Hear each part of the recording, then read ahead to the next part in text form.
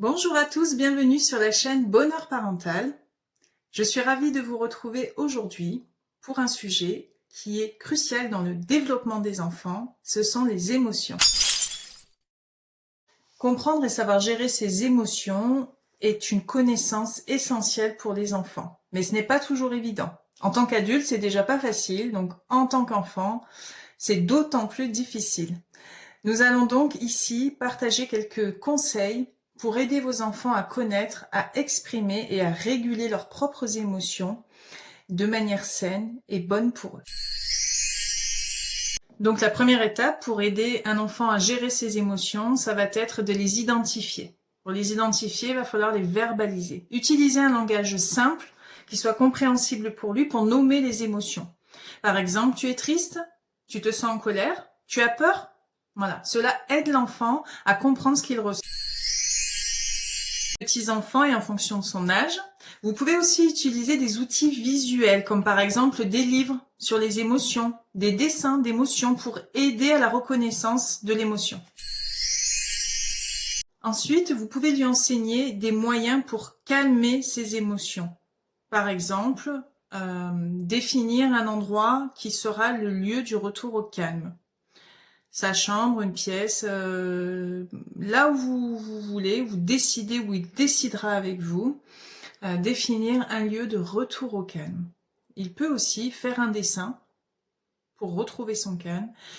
Vous pouvez lui proposer de faire un dessin pour exprimer aussi ce qu'il ressent, de retrouver son doudou, ou bien d'autres techniques pour apaiser les émotions fortes, comme par exemple le coussin ou le doudou de colère, sur lequel on va pouvoir taper aussi fort qu'on veut, sans pouvoir lui faire mal.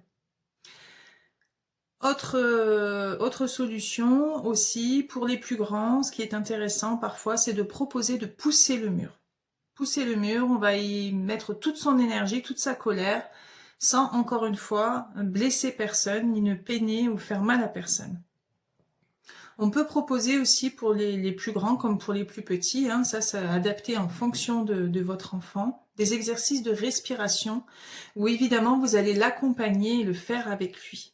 Voilà, on respire, on inspire et on expire profondément pour retrouver son calme.